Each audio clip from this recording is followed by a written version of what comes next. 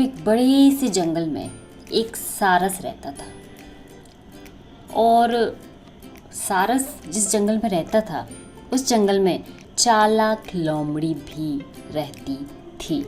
और जो सारस था वो क्या करता था, रोज जाकर के तालाब में से, और जो जंगल में मच्छी या तालाब रहता था उसमें जाकर के मछली खाकर मौज मस्ती करता था अपने दोस्तों के साथ में। और जो चालाक लोमड़ी थी वो भी वहाँ पर आकर के मछली पकड़ती थी। इस तरह से रोज़ यही होता था, वो भी मछली पकड़ने आती थी, यहाँ सारस भी मछली पकड़ता था।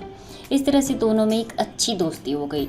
सारस उसे मछली पकड़ के देता, वो खाता, वो उसकी मदद करता, ये सब चलता रहता था।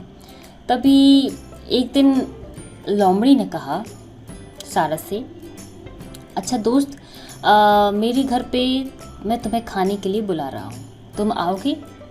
सारस ने कहा, हाँ बिल्कुल आऊँगा, तुम मुझे इतनी प्यार से जो बुला रहे हो। लोमड़ी की ये बात सुनकर सारस ने कहा, हाँ हाँ बिल्कुल बिल्कुल। इस तरह से जो सारस था वो लोमड़ी के घर पहुंच गया। और जो लोमड़ी थी तो चालाक ही, उसने क्या किया, उसको एक प्लेट में वो सूप खाने के लिए दिया। अब बेचारा सारस, उसकी तो लंबी चोंच थी ना, उसे एक ऐसा बर्तन चाहिए था जिसमें उसकी चोंच चली जाए।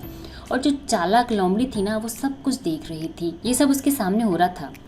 अब लोमड़ी ने उससे पूछा, और सारस क्या हुआ, क्या सूप अच्छा नहीं लगा क्या तुम्हें?